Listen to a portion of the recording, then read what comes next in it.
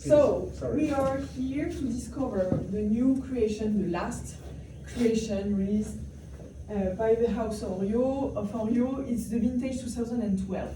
So we had an extract of creation made after the harvest 2012. You will have another, and it's different. It's very important to know that it's different, the vintage 2012, than the rosé millésimé 2012. As I said, the Henriot rosé millésimé is focused on quest of an aromatic profile. Here, it's the story of one singular year, and for the Henriot vintage, we want to keep what's happened in the vineyards, what's happened during the tasting of the clear wines of a singular year. If we go back to the foundation of the house with Apolline Henriot wanted to show the beauty of the vineyard through a champagne made by a blend of cru of years. But she wanted to tell the beauty of the nature too, through a champagne made with uniquely grapes from one harvest. So this is the story of the vintage. That means every vintage are different. The story is different, so the selection in the blend is different. So that's why if you like 2012, it's now. Because the next vintage will be different. Okay? So the objective now is to go back in 2012, discover the year through the different facets of weather, and discover the champagne through the different facets of aromatic profile. You have 3 glasses. You have the same champagne in the 3 glasses. It's only of your vintage 2012. The objective is to discover the 3 different steps of the year, the 3 different episodes of the year that explain the 3 different aromatic profile of this cuvée. So we will discover the year thanks to an immersion in the weather of the year. The objective is to take a glass during the immersion with different lights, with different songs that we created for the occasion, and to taste and to try to feel the aromas connected to this profile of the year and the weather. It's gonna rain first. You have for Sorry. Thank you, Richard, for the teasing. For the first part of the year, you have a bouchée, you have food adapted to reveal the aromas of this period. And you have for every step of the year another bouchée. Okay, great. It's clear for you? Mm-hmm. So I propose you to immerse yourself in the first period of the year, 2012. Which one? Have a nice tasting. And you don't tell us No. how it After. was? After, okay. Wow. Come to read. Watch out. Rain is coming.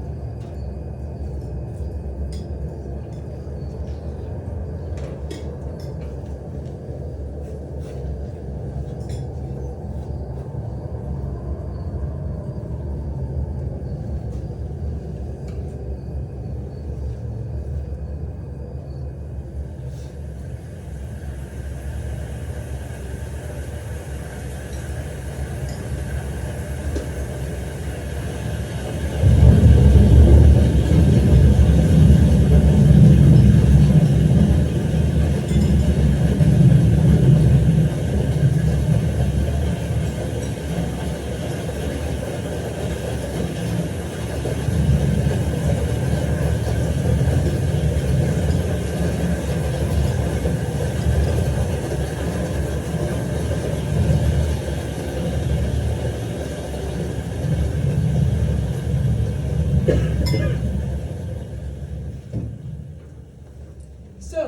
with this weather, we really want to be outside. Beginning of the year, we had a lot of snow.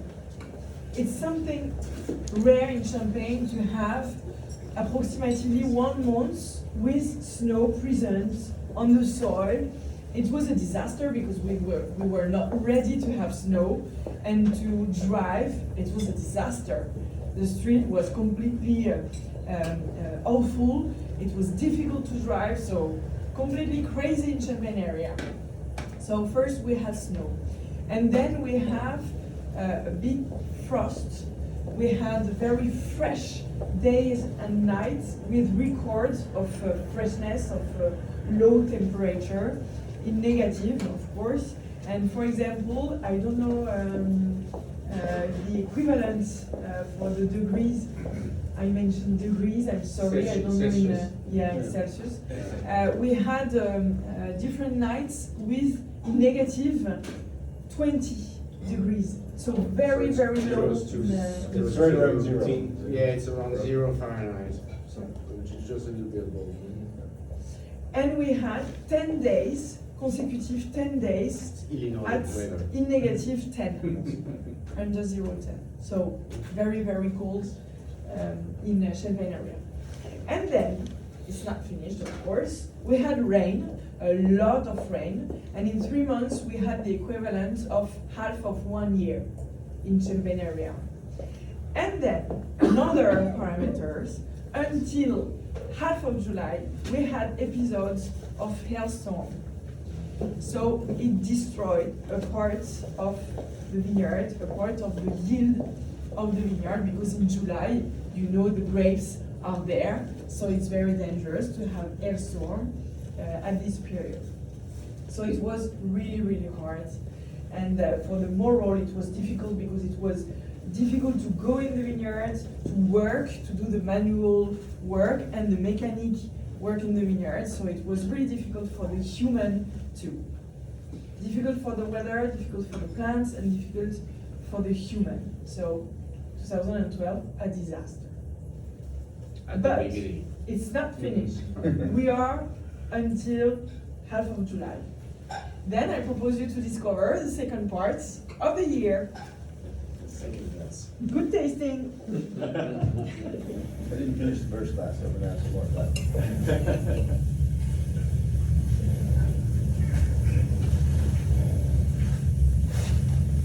Spoon this time?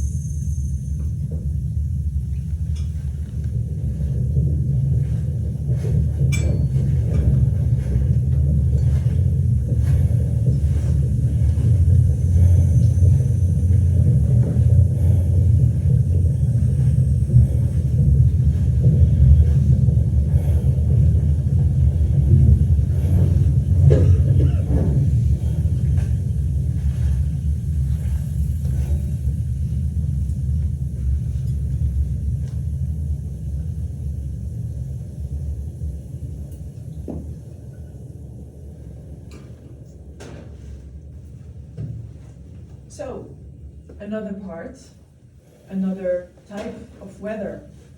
It was completely different.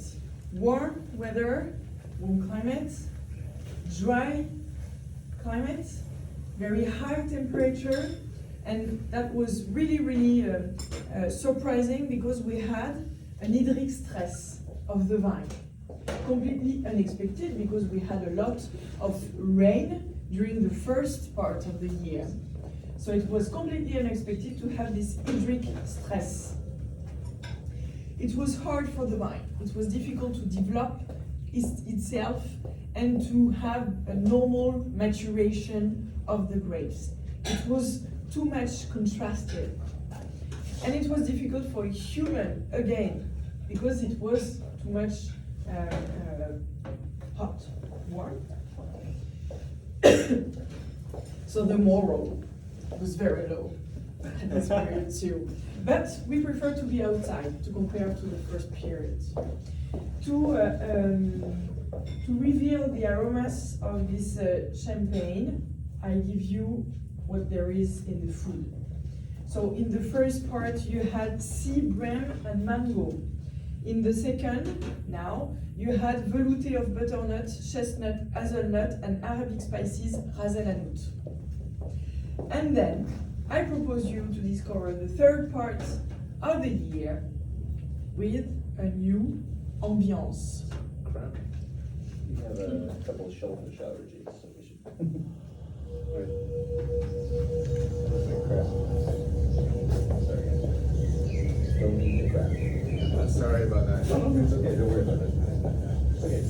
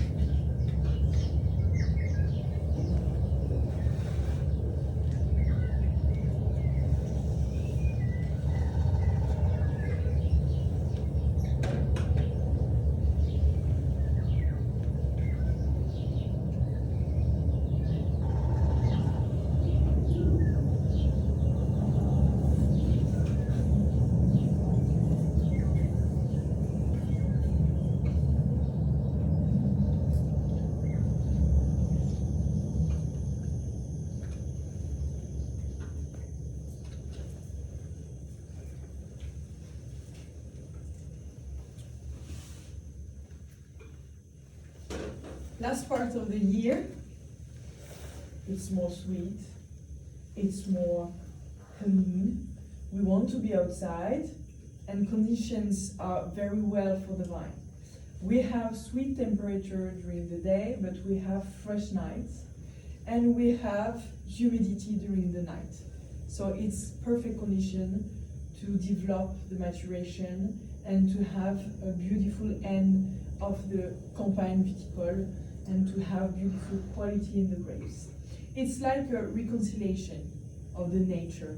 The nature is alive, not too much frost, fresh temperature, not too much warm, hot, and it's perfect condition in Champagne area too to finish the maturation of the grapes, because it permits to have acidity, to conserve part of acidity, and to develop aromatic profile.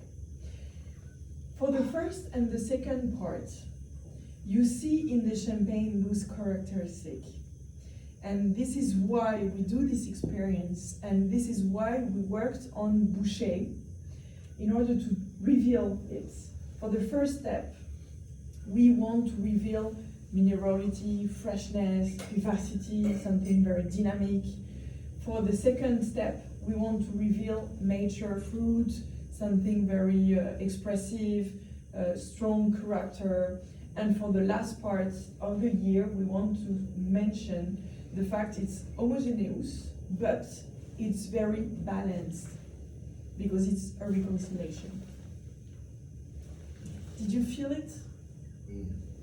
I understand.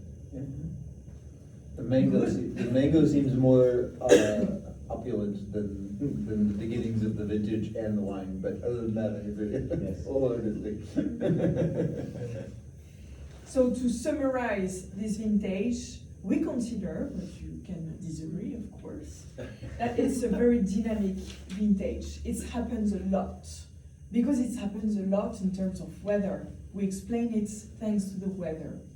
And we decided to select, to like the creation of this vintage, to select different cru, different patch of vines, in order to share this heterogeneous profile and this dynamism. So you have different cru in this blend, 6 cru to be precise. Trépaille, Verzenay, Mailly Champagne, and Avenay for the Montagne de Reims. And then Avise and Chouilly for the Côte des Blancs. You have 54% of Chardonnay and 46% of Pinot Noir. The Chardonnay is from Montagne de Reims and Côte des Blancs, because you have Trépaille in Montagne de Reims that is planted in Chardonnay, and you have Avise and Chouilly in Côte des Blancs. And for the Pinot Noir, Mailly, Verzenay, and Avenay. Yeah. When was it disgorged, this one? In March. In March? Yeah. March 21. Yeah. I don't find it terribly strict. It's got a firmness to it, but I think it's pretty open though, yeah. Yeah. Ready to drink.